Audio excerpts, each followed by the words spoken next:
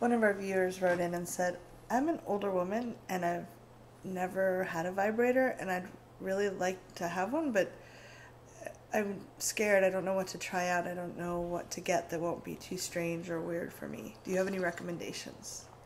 Buy a horse. Horseback riding.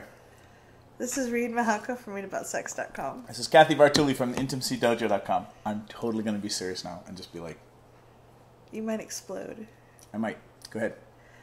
So, one basic one that I like is the Hitachi Magic Wand. Mm-hmm. I don't think it's actually made by Hitachi anymore. Nope, but it's called the Magic Wand now. Comes in a rechargeable thing. Don't let people hear you say Hitachi. Oh, sorry. Magic Wand. It's pretty basic looking, and it can be good to explore with. Mm-hmm. Because people do actually use it for massaging their back and their legs. It doesn't look like a vibrator that you would use on your genitals.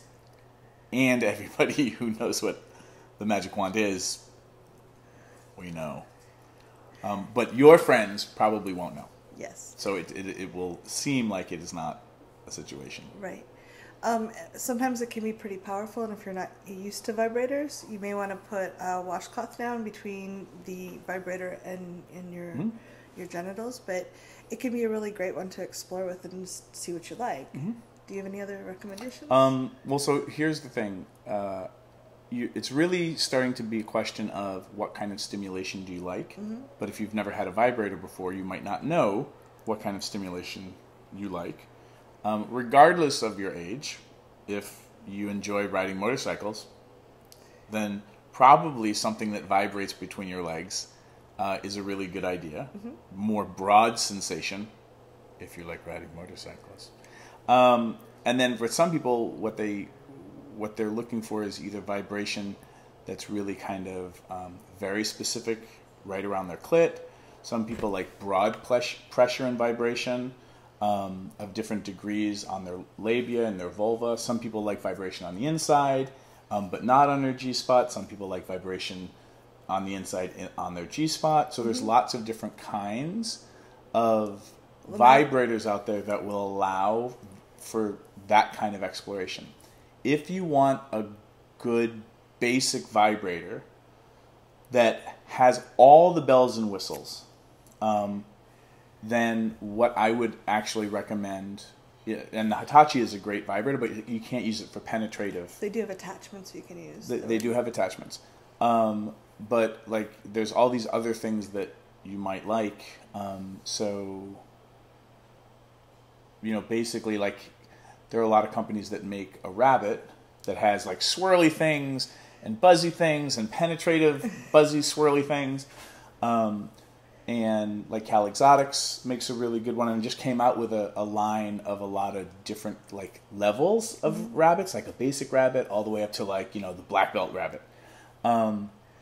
So that will, if you're not intimidated by what it looks like, because it does look like a vibrator that you would use for self-pleasuring, that will cover pretty much everything. And the motors that they make for these kinds of vibrators these days have lots of different settings and are actually really strong. Whereas like maybe 10 years ago they were kind of meh. Burned out, yeah. And then Hitachi was the one that everybody loved because it was basically the John Deere of vibrators and gave this amazing sensation in kind of a very thrummy way. Yeah. Not in like a tingy way, but some people like the tingy. Everyone's different. All bodies are different. I'm just excited that you're asking. Yeah. Regardless of whatever age you are.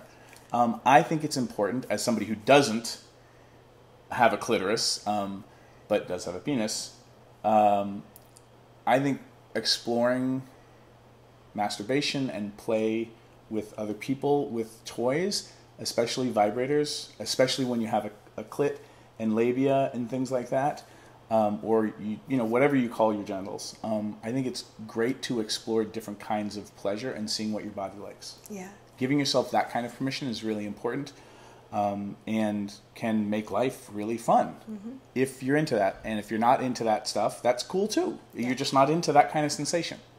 So I really like the website Eve's Garden. It has descriptions about what the different vibrators do and how they feel. Are there other websites that you recommend?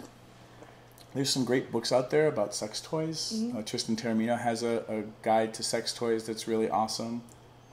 So I would, if you're worried about making the wrong choice, avail yourselves of some of those resources, and also go into, your local woman-owned sex toy store, and talk to the floor staff, because they're actually remarkably wonderful. The first time I went in years ago, I wore glasses and I was all scared, and they were so sweet, and they would just like, oh, do you want to feel what that feels like? And they'd turn it on my hand and let me, and they were so patient and kind. It really made a difference. Yeah, sex toy stores, especially the women-owned and run ones, or some of the more progressive, larger chains like Pleasure Chest and Babeland, which is women-owned and run.